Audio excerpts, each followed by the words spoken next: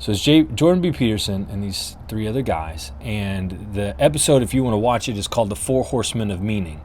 And it's one of the best podcasts I've listened to in a while.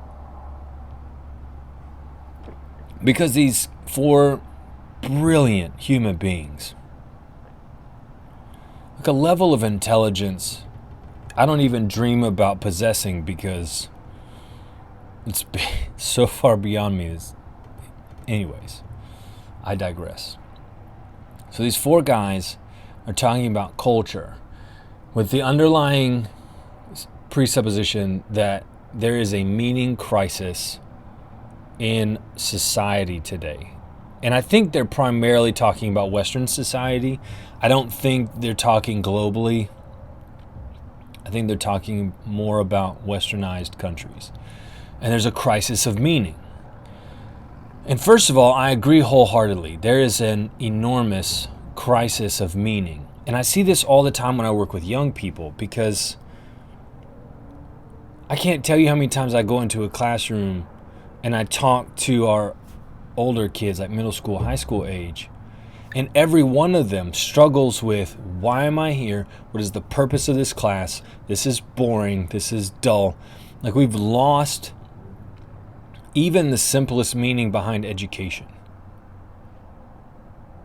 Our kids don't even understand why they need to go through the rigor and difficulty of education.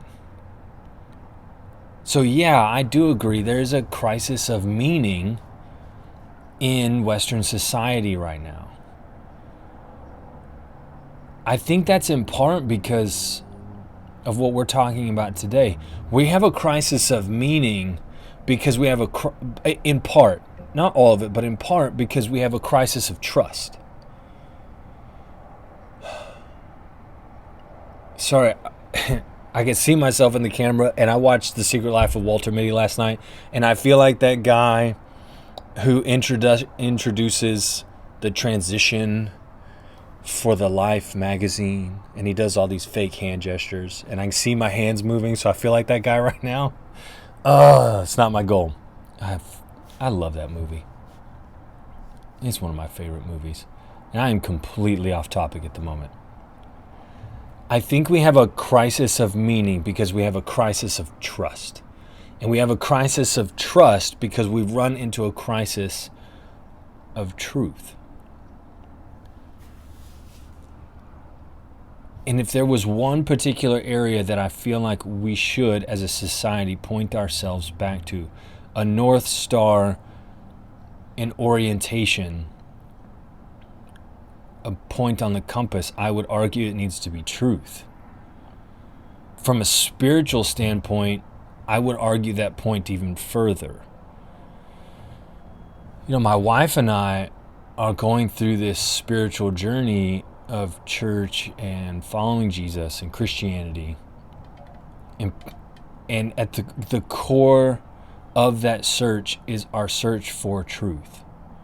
And it's frustrating because so many different people are arguing that they have the truth, and yet they're in disagreement with all the other people who are claiming that they have what is true. So how do you know where to go and where to invest your spirit and where to give life and energy to a thing when you can't even figure out who is teaching truth? And so I think we have this crisis of meaning in society because we don't know who to trust anymore. And yes, I'm going to talk about COVID for a minute. Just a brief minute, and then I'm going to talk about other things. But you look at all of the stuff with COVID, right? You have all this stuff with COVID. And the biggest reason I believe people are hesitant about vaccines and masks and social distancing and careers and jobs and all of those things, I think the problem is we don't know who to trust. There are too many voices in our village. And in some regards, I really miss the simplicity of life without the internet. I recognize that we've created a lot of really good things with our postmodern society. But I miss the simplicity of living in a small village of like, not that I ever lived in a small village of 200 people, but the idea of it makes me miss the idea of it. But this idea that we lived in a small village where your access to truth was dependent upon what happened inside your village and a little bit of the surrounding villages, but like that was it. Done. You didn't have endless gurus telling you what is true.